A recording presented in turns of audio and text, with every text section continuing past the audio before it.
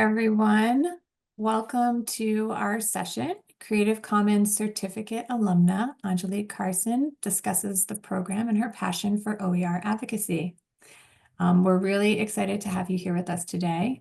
My name is Annika Manny. I am the OER consultant for the Midwestern Higher Education Compact, working closely with Jenny Parks, who is the Vice President of Research and Policy, on all things open education in the Midwest. We are really thrilled to have two great presenters here with us today, Jenrin Wetzler, who's the Director of Learning and Training at Creative Commons, and our special guest, Angelique Carson, who's the Shared Collections Librarian at Washington Research Library Consortium. Before we get started, I'm just going to cover a few housekeeping things. So we are recording this conversation. We will be posting the recording to our website afterwards, so you can access this again. We welcome questions for our presenters. We are using the Q&A box for this particular webinar, so please do put your questions in the Q&A. And at the end of the webinar today, you will get a survey, and we would really be thrilled if you could take 2 seconds to fill that out, just so we can continue to improve the types of webinars and experiences we offer for our members and colleagues. So I'm going to just really quickly tell you why we're talking about this at the Midwestern Higher Education Compact. We have been really fortunate to collaborate with Creative Commons over the last several years to be able to offer, in partnership with MEC and our other sister compacts across the country, the ability to get a discount on the Creative Commons certificate courses. So Creative Commons offers 15% off for any member of that's affiliated with any U.S. higher education regional compact, so MEC, but also NEBI, which is the New England side, SREB, which is in the South, and WICHE in the West. Everyone is eligible for this discount, and I think it just helps to make these great courses more accessible to everyone. So Jenrin's going to give more information about what they are, and then Angelique's going to talk about her personal experience. But we're just really thrilled to be able to offer this to everyone and to continue to have this partnership with Creative Commons.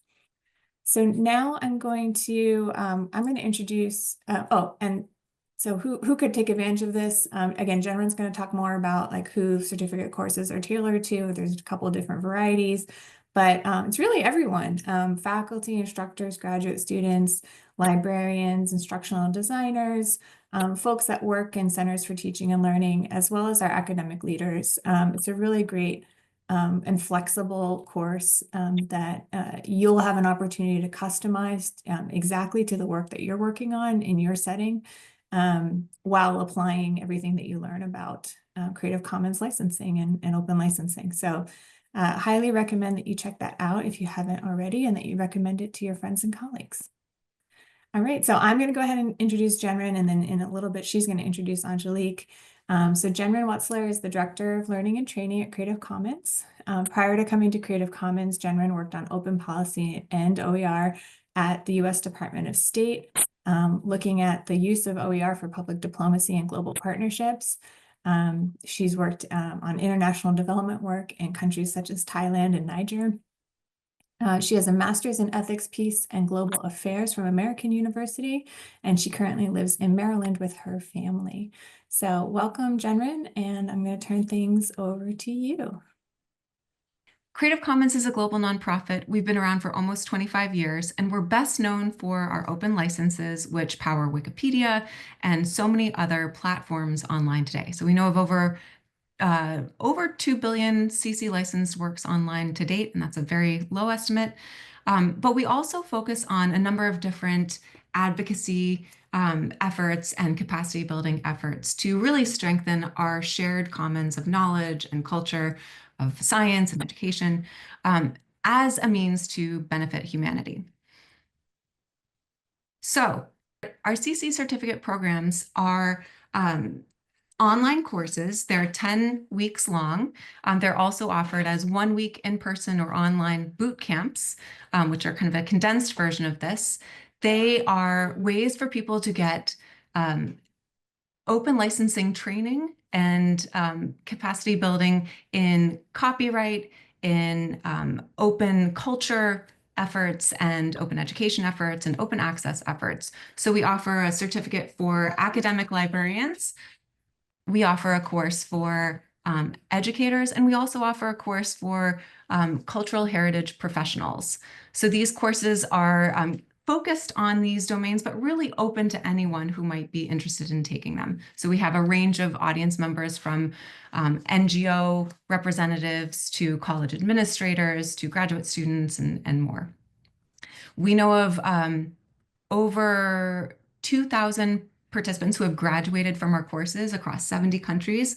All 51 states in the US plus DC have at least one graduate. And people generally take the CC certificate courses for a number of different reasons. So some are interested in being the point person for open licensing expertise at their institution. Others may be trying to address a grant requirement that has an open licensing term in the grant requirement. And others may just be curious, may be copyright curious. So they may want to dive in a little bit more and learn about some of the really interesting options for using open licensed works still within copyright, but shared under much more flexible terms. So whatever your interests are, I expect we have an offering for you in these courses. These courses are all open licensed, and our content has been shared in so many different formats. So it's been translated into 10 languages. It's been reused for master's level courses, for faculty workshops, for a lot of LibGuides, and a lot of communications materials and so on. We welcome that. That is one of the benefits of CC licensing, is the ability to adapt content to better meet the needs of local communities. So happy to talk about that and some of the other really wonderful things that our alumni are up to. But I actually want to yield the floor to Angelique to share a little bit more. Okay, so as Anika mentioned, the best way to get our discount is to go to our registration page, and the link is in our slides, and then click through to the promotion code and type in MEC15. So that is the most direct way, but you can also contact me, Jenrin at creativecommons.org for those directions. I'm happy to share them with you at any time.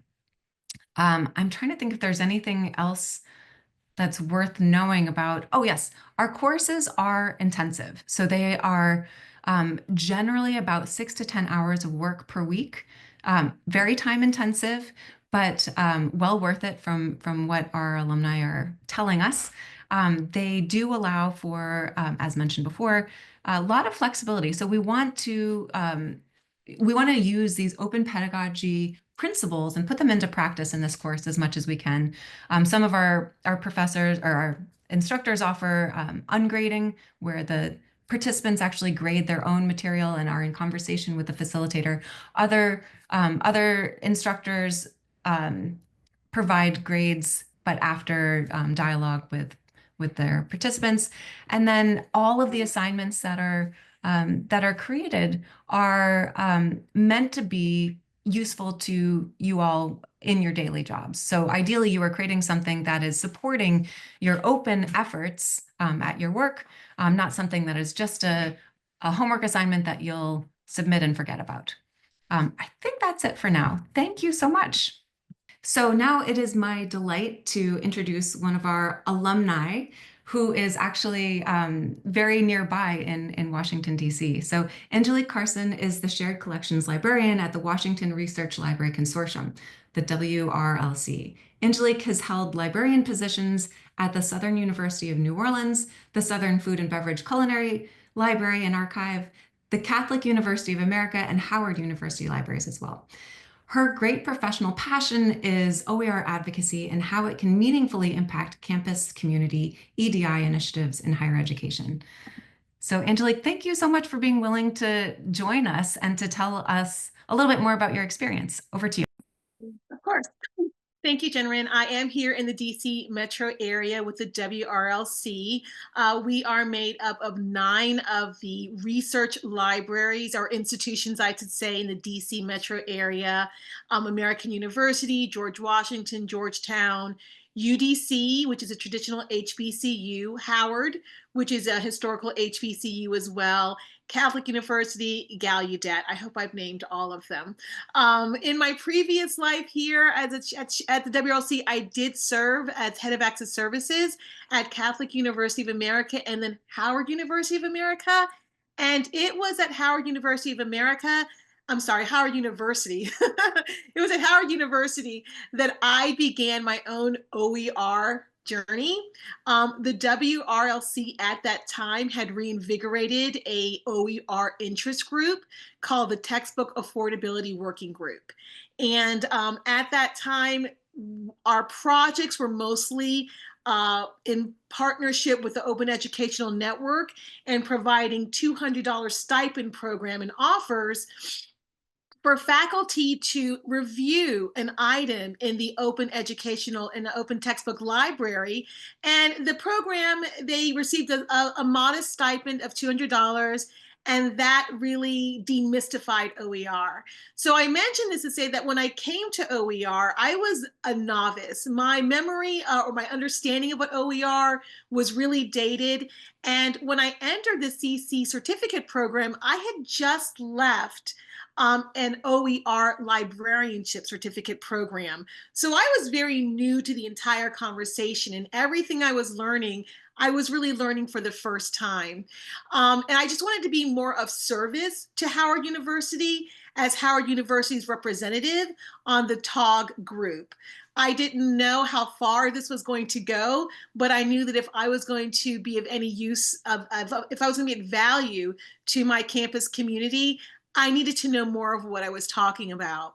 At the time, TOG was investigating starting some programming at their home institutions. All the representatives were investigating it. And I wanted to do the same and see if there was an opportunity at Howard University as well. When I began that process, I found out that one of the co-architects of LibreText was actually a former Howard University chemistry instructor. And I was really stunned. How was it that one of our own was one of the co-architects of a really widely regarded and used OER resource for post-secondary, and yet there was no centralized OER campus efforts on at Howard University? I thought that was too bad.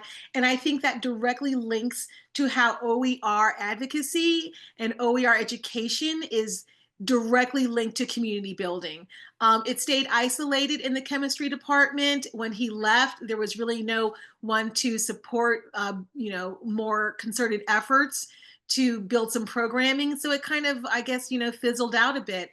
So to ensure that I could be of use and of value and I could advise my community appropriately, I decided to enter the CC certificate program because I wanted to start a similar program, an adopt program at Howard University for OER adoption.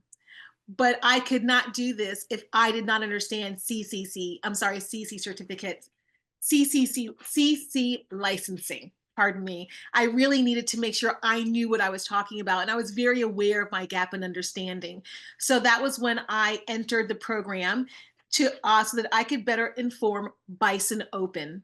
And Bison Open was going to be a program that I partnered with Howard University's Center for Education and Teaching Learning Assessment. They became a partner. And if we were going to invite 20 faculty to adopt OER, and we were going to advise them on how to properly license their material and their options, someone had to know what they were talking about. So I entered the program, and it was a 10-week program. It was intense, but it was so worth all of my time and energy, because while I was building that program for Bison Open, I was in a practical application manner building the resources that would be used in that program. So I think that's like one of the best things about the program in my experience. And any advice I would give would be to make space for this. You want to think about how the program is going to inform not only your own understanding, but how it's an opportunity to build a library of material that will be used in your instruction and used to advise your faculty and your campus community. Because as we know, if you manage any aspect of OER information or education on your campus library, you might be the only one who's doing it. You really might be the only one who's doing. There may, if your institution is fortunate enough to have a instructional learning department, a dedicated one, or maybe a dedicated digital accessibility office, well then perhaps there's an ally there you can find to help you, as you do this work. But far too often OER programs land on just one or two people who are already doing other things. It's very rare and very special if if it's available to find a dedicated OER staff on a campus university. At least that's been my experience so far. So as I was going through the 10-week program, I was also in tandem building Bison Open, building the MOUs, all the instructional material for digital accessibility, open pedagogy. We didn't want it just to be, oh, adopt an item. We wanted to create more holistic programming so that as you adopted OER, you were considering open pedagogy. As you were adopting OER, you were investigating low threshold manners to adapt it to your information. I think, well, I know in my time working at Howard University, instructors at HBCUs who take care of marginalized populations have a long history of OER creation. Whether or not they understand it in that manner, whether or not they call it OER, they've been taking traditional learning instructional material and adapting it to fit the needs and the questions of their own community. So the leap to introducing to an instructor at Howard to OER wasn't so great a leap. They're like, oh, well, I've already been doing this, was usually the response. And then my answer was, well, let me show you how it's changed since you've last investigated it, and how you can create some yourself, and how you can even license it to make sure that it can be used elsewhere. At Howard University, the ethos is to break down walls of access. So they were very interested in ensuring that it could be used on a wiki site. And I wanted to make sure that I could properly educate them as to why they'll want to provide it the most open license. Wikipedia will only accept the most open licenses. So if it can't be on Wikipedia, then you've already created a barrier to using it as widely available as possible. So I wanted to really educate them as to why they would choose one license or another.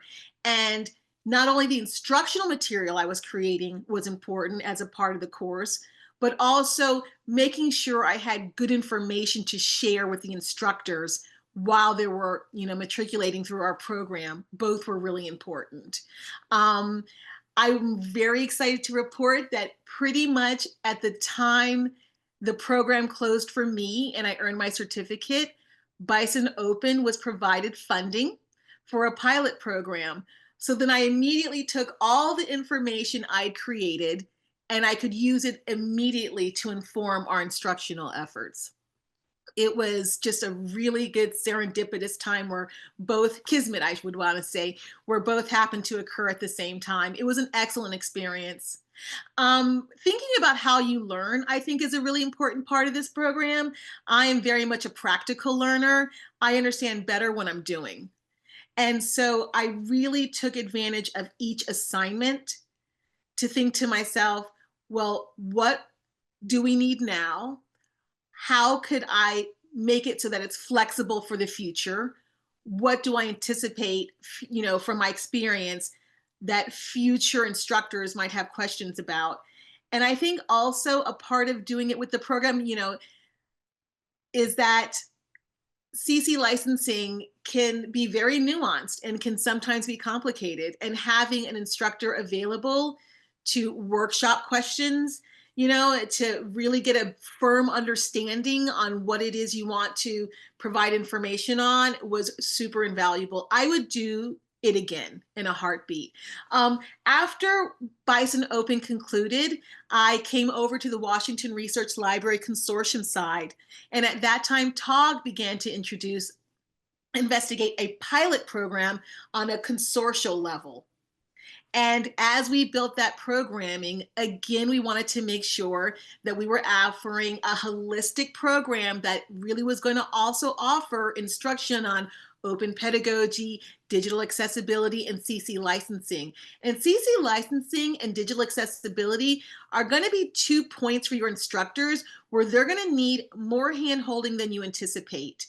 It is, it's not difficult. They're instructors, they have PhDs, they can do this, but it takes a moment to walk through the information and disseminate why you would want to choose between one license and another. And you just really want to make sure that you're giving as sound advice as possible. And to make sure that we were doing that as much as possible, we also partnered with campus departments across a consortium. One institute did have a scholarly publishing department that was willing to partner with us to give information on on licensing and which one you would choose. For our program, we only wanted the most open license available, but part of helping instructors get there was really telling them how if you choose the most open license, it is not likely that a publisher is going to swoop in, grab your item, and sell it for millions of dollars in a commercial space. That with the proper licensing, you don't have to be concerned that your name will be attached to an item that's compromised elsewhere and hurt your reputation. These are real concerns from instructors, and you want to advise them as accurately as possible and acknowledging their concerns and telling them not just, oh, these are the instructions for this program, but really telling them why these are the instructions for the program, why you want it so open, why you'd like it to be on Wikipedia, and Wikipedia, why you'd want it to be available for translation. If it's not if it's not the most open, well, then a Spanish instructor or an instructor in Nigeria or an instructor in Ghana now really can't translate it and apply my own license to it, and also inform the material with information that's going to be hyper relevant to my community. Like walking your instructors through why they'll want a particular license and why your program is requesting a particular license is an education that you don't want to take lightly. You want to infuse confidence in their decision. You want to make the decision for your instructional material. And I could not have done that sincerely without the certificate program and having a sounding board. It was critical. And I'm so glad I did it. So the experience actually ended up informing 2 different experiences, both Bison Open and the faculty course transformation program here at the WRLC. And actually, by the time I got to the WRLC, we had that instructional material on the ready, but we were so fortunate. A new librarian joined one of our partnering institutions at George Mason, and she had a wealth of history. So I was able to step back and we were able to use her information, which was also informed, I think, by her experience with CC licensing. But when I created my material, I created a curriculum, I created slide decks, I created handouts, and these were all part of the instruction of the assignments. And I have them at the ready. And, and if they need to be updated, they are in a library for our use. And it was done in tandem with an instructor and other colleagues. And it was a great experience. Thank you so much, Angelique. So yes, if you have questions for Angelique or Jenrin, please put them into our Q&A box and we will address them as we go. I see that Jenrin has a question, so I'm going to start with her. I do. Yeah. So Angelique, thank you so much for sharing all that and sharing about your personal experience and like why why it is so important to open license content too. I think always starting with the why and the purpose is really obviously very important. Okay, so one of the things that you talked about was how oftentimes there's one OER liaison or one OER librarian or faculty member in their institution, and we've heard that so much from other participants in our courses, that maybe they were the only one at their institution. They felt alone. They felt like they didn't necessarily have the resources or the time to take the program where they wanted to. And one of the things that we found is that A, you all are not alone. You are part of an amazing OER community worldwide, and hopefully the CC certificate courses give you a flavor of that. They connect you to other people who are just as passionate as you are. But then also one of the things that we've been trying to build up in this last year and a half is our alumni programming. So now this year we've been able to help our 2,000 plus alumni from over 70 countries with small grants to help further some of their work. So we have some small grants to attend OER related or other adjacent conferences. We just recently launched a competition so that alumni can request funds for some of their advocacy work, and so on. So part of me was curious if to Angelique, if you had any other recommendations for ways that we can further connect this really wonderful community of advocates following their course. Absolutely. Well, it's been a learning curve for me as well. A lot has happened in just I guess I think I earned my OER certificate in librarianship in 2021. It hasn't been a long time since I've been doing this.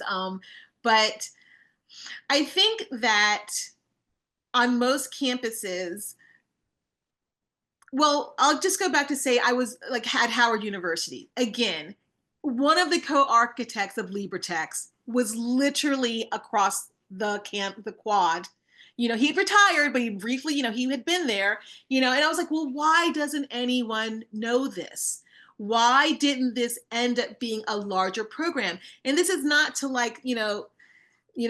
cast any, anything against Howard University, absolutely. But it is what I have seen in the last 4 to 5 years is that without campus community building, OER just kind of quietly goes away because we're already doing this on, usually on our own.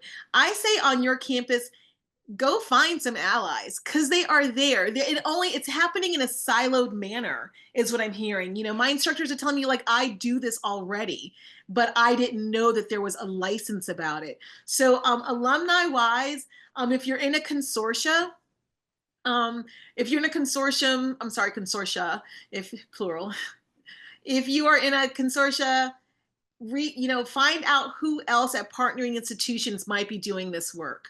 And you will really be surprised. I know that sounds like really, that sounds like an obvious answer, but maybe obvious answers need obvious solutions because it was obvious that we had a history at Howard with OER, and it's an obvious answer to to make sure it's growing, but that obvious answer won't come to fruition unless you are actively going out to go find those, collaborators, find those allies, showing up at their office, if you can, reaching out with an email, and also harnessing the power of just the student energy on campus. I mean, I think that's the next step for us in terms of making these programs grow.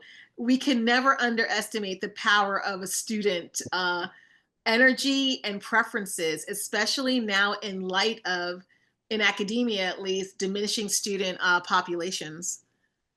And also I would, and if you want to find allies, well, my ally was CETLA, the Center for Excellence, Teaching, Learning, and Assessment at Howard University. We made sure that we tied our grant to the school's mission, innovative learning, and so I think what has really best informed my efforts is ally finding. I will find an ally on your campus. And if they don't know they're an ally, they'll will when I leave, hopefully. You know, they're organic allies already. You just have to go find them. And I hope I'm answering your question.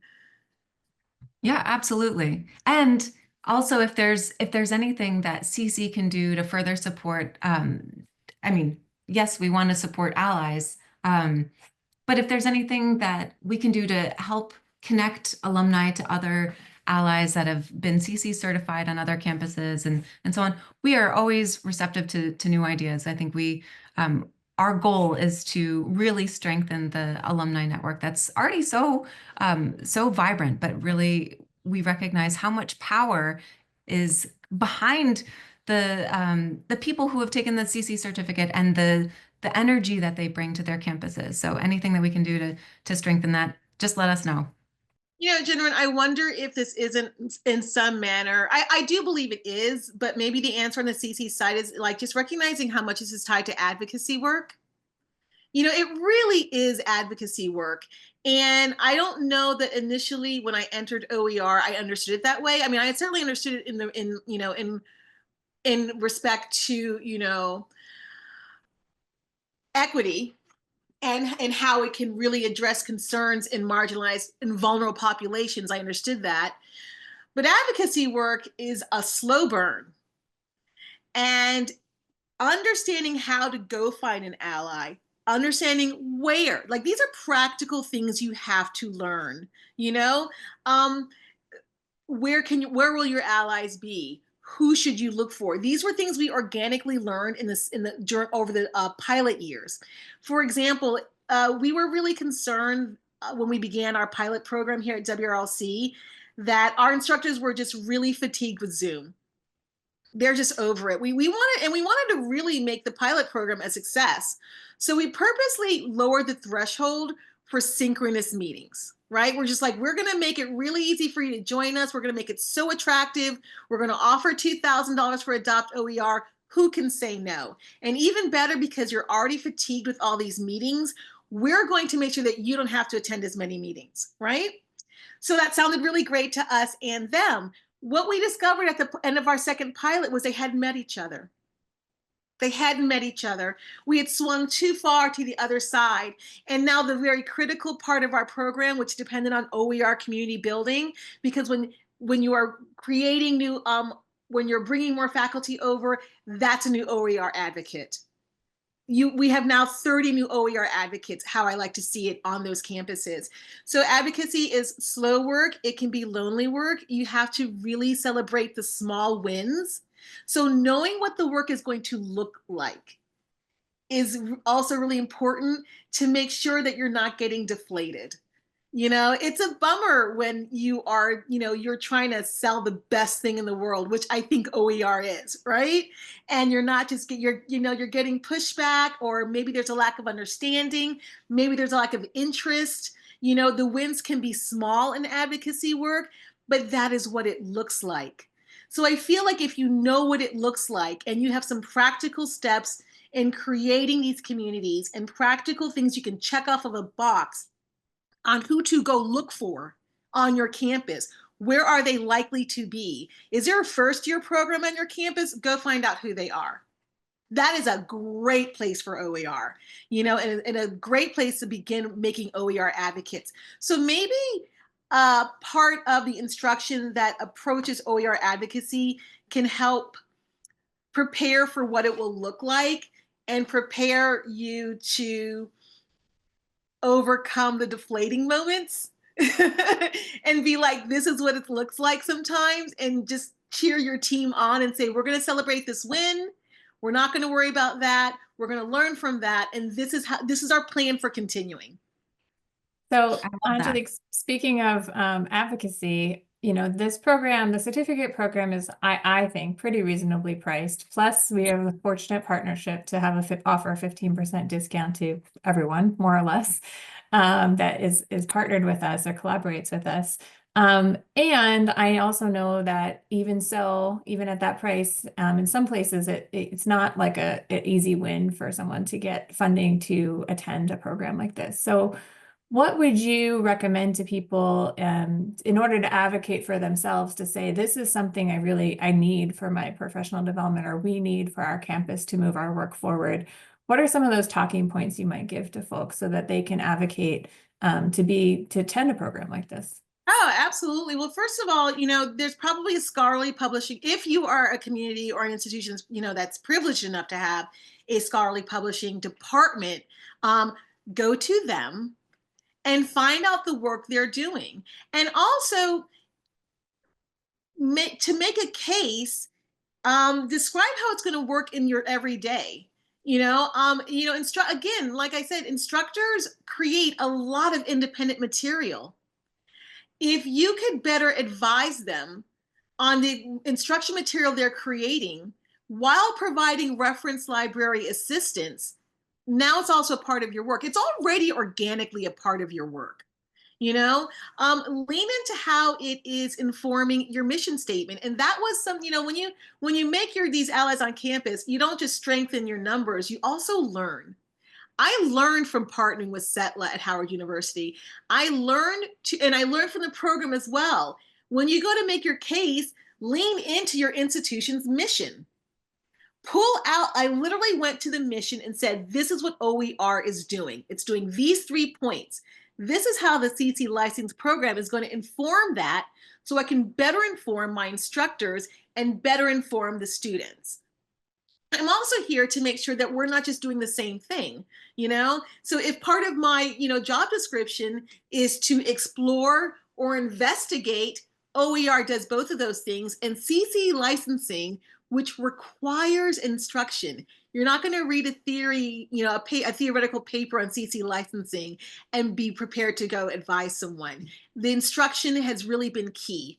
So it's going to make you a better instructor. Isn't that what reference librarians are? I think, we are instructors. So I think couching it with the university's mission, couching it within your job description, finding fellow colleagues on campus who can further help you, frame it, are all going to go a really long way. And all those worked for me. Thank you so much. So I think we've come to the end, and I don't see any further questions for us in the Q&A. So I just want to take a moment to, again, thank you both for being here with us today and all of the information that you've shared. I think it's so powerful when we can share not just, here's our program and come to it, but also like personal experience and how it's helped further your own professional development and your own instruction and your connections and your allies. I loved hearing about all of that today. So again, thank you both so much for being here with us. Again, we're going to have a survey about our session today. We'd really appreciate your feedback. We try to do these somewhat regularly so that as many people as possible can hear about these opportunities. So please let us know how we can continue to improve these and do it better.